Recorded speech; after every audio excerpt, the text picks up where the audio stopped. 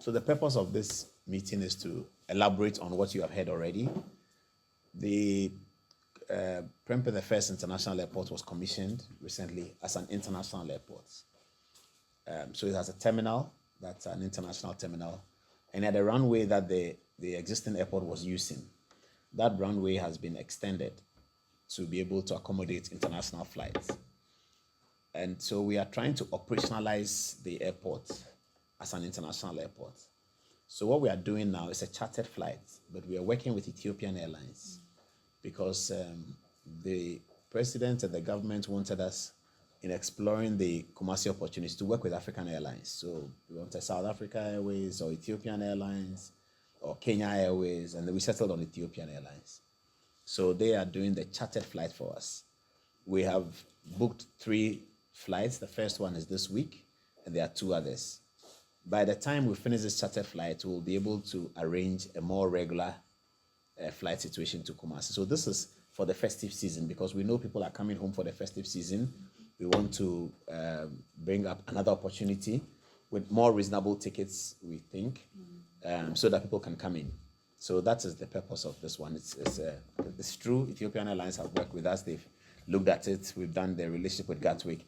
Now, the other thing we need to clarify is that people who travel know about this IATA policy of origin and destination. That is, when the plane takes off from its origin, its destination, it goes to its origin.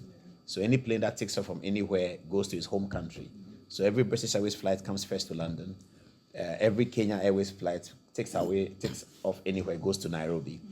So people were asking, this Ethiopian Airlines, based on that, is it going to take off from London, go to Addis, and then come to Kumasi? The answer is no, because under the IATA protocols, whenever a plane is coming to a certain destination, that destination also has the same number of flights to the origin. So 10 flights come out of London to Accra each week. 3 of them come out of Gatwick, and 7 come out of Heathrow. So in the IATA context, Ghana has the same to fly 7 times to Heathrow and 3 times to Gatwick. So Ethiopian Airlines is operating the Ghana Civil Aviation Authority's rights from London straight to Accra. It's being operated by Ethiopian Airlines. So it's not going to Addis. It is operating the Ghana Civil Aviation's rights because British Airways come in. So in future, we can also take planes from Kumasi to New York, where Delta goes, because we have a reverse flight. It can also go to Washington, D.C. in Dallas, where United goes. It can go to Amsterdam, where KLM goes. And it can go to Rome, where AITA, the new Alitalia, which is now flying to Accra, also goes. Virgin is starting, and so it can also take the Virgin flight. So typically, the Ghana Civil Aviation has about 10 flights to London. And if we can have other planes, they can operationalize that because we don't have a Ghana Airways plane, but we still have the right to fly to those destinations. So this flight is a direct flight from Gatwick, which is picking from the 3 that we have from Gatwick. That means we have 3 back to Gatwick and 7 to Heathrow. We're starting with the Gatwick one. It's picking from Gatwick straight to Kumasi. I think it's about just short of 6 hours or so. Yeah, something like that. And it will land in Kumasi. And, we're expecting people to come and see it and believe it. And so we do that this week. And then I'm sure many people are getting ready from the 15th or so to go back to Ghana. And everybody's waiting for elections to be over and then they can make their decisions. We anticipate that by 10 days from now, we all know what the outcome is and then people can make their decisions. So yes. So this is why we're here to confirm to you that that's the arrangement we have. The managing director of the company, and I'm here with Mr. Kwabena Yeboah, who is the director of the company. So the managing director of the company and other board members are coming in tomorrow. They will be on the flight. The managing director will be on the flight back to Ghana. So it's a flight that will take at least 80 people. They are going to have 80 passengers. Because of the luggage, we have to leave it at 80 passengers. But the plane takes about 100 or so. But it will just take 80 passengers, so the luggage can also come. And then we can land there and bring back the same number. So the managing director of the company will be on the flight. And then I, myself and Kwabena Yeboah, by that time we'll be back. We'll be in Kumasi to welcome the flight and to engage with the passengers who come. So this is this is the long and short of our message. So we also have phone numbers for the travel agents that people want to book. So we'll put that on the announcement for the radio stations to put it out. So that's really the conversation. I mean, we know that it's complicated, but for those of us who are old, we never thought that this day will come. But for the young people, they seem quite excited about it. They're just waiting for the. We guess that we're going to have quite a bit of traffic of American young Ghanaians coming to London and coming to Ghana this Christmas through this route, because they want to experience Ashanti region and a lot more things are happening. I mean, the board has approved a significant airport city project in Kumasi. Those of you who will go, when you land there, you will see it. And sometimes we don't like saying that, but it looks like it's much bigger than the airport city in Accra. Yeah. So there's an American company, Ghanaian led, that is developing major airport city infrastructure in Kumasi just to support this whole thing. So as he said, that something is very key. And the last time we met him, and it was public, he told us that if we can't bring a plane to Kumasi for Christmas, we should forget about it. And that was only last week. That's just last week. We promised him that we are doing it. We're delivering it. So he's eager for the welcome. He's going to deploy his palace to do the welcome nicely. And he's going to excite. Of course, it may give a political advantage to the ruling party because it's elections, yes. But that's not our objective. We're doing it for the people of Ashanti, for the people of Ghana, and as our responsibility to deliver our role as directors of the Ghana Airport Company. And I guess that is partly some of the things we did also for Tamale, which became also international. Because in the past, all the Muslims who had to go on the Hajj had to come to Accra, and sometimes very uncomfortable. So it was the same philosophy and the same dream that ensured that now they can fly directly from Tamale to Mecca, So I think it's yeah, we've done that. I mean, we've flown from Tamale to Mecca. Taking my question from Mama. I was going to ask how are you going to, apart from the Mecca, how are you going to operate? When are we operating? So we start all of these things with surveys. Yes. So we've already done our survey. And before British Airways did the Gatwick, they did a survey. There was overwhelming response. I mean, the survey asking people, if this plane was going to Kumasi, would you join? Is brutal. We were shocked. That survey has been completed months ago. So we asked passengers. I don't know whether you were asked if you traveled, but they ask you, you're flying to Accra from Heathrow. We asked, if this plane was going to Kumasi, would you still board? Yes, plenty. So we knew that we were ready. That was before the commissioning was done. We knew that we were ready to have passengers go in there. Yeah, so the surveys have been done, the Kumasi. So we're beginning surveys about Dubai to Tamale and places like that, and see how we can operationalize it, But we're also making all our airports available internationally. So sometimes the Air Force, the military, they can also have it and run their systems from there, so they don't have to impart on Kotoka. Because Kotoka is the only airport we have, so all military activities. So when you go to the airport, sometimes you see a plane that's unfamiliar. For those of us who are directors who have meetings, then we ask our place, this is from some military people. So, and there's National Geographic.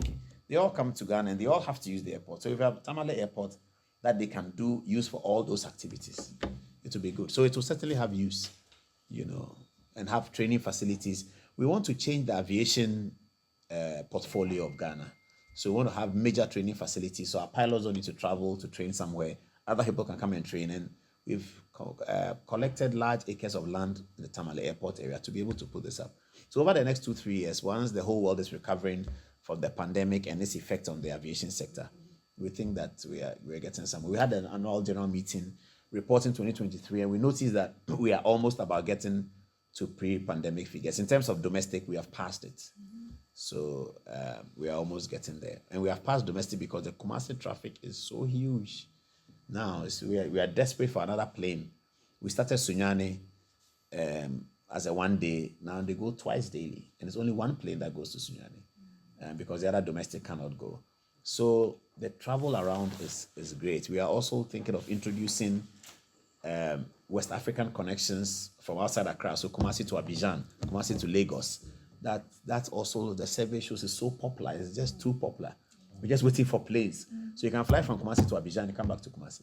And then Kumasi to Tamale, Tamale to Kumasi. We don't have that yet. Yeah. All our routes are Accra, Tamale, Accra, Kumasi. So if you're in Kumasi and you want to go to Tamale by air, you have to come to Accra. We're working to change all that. So from next year, a lot a lot of new things will be happening at the airports. Somebody was asking on the online that what food would they serve on the plane? It's the same kind of food they will serve on the plane.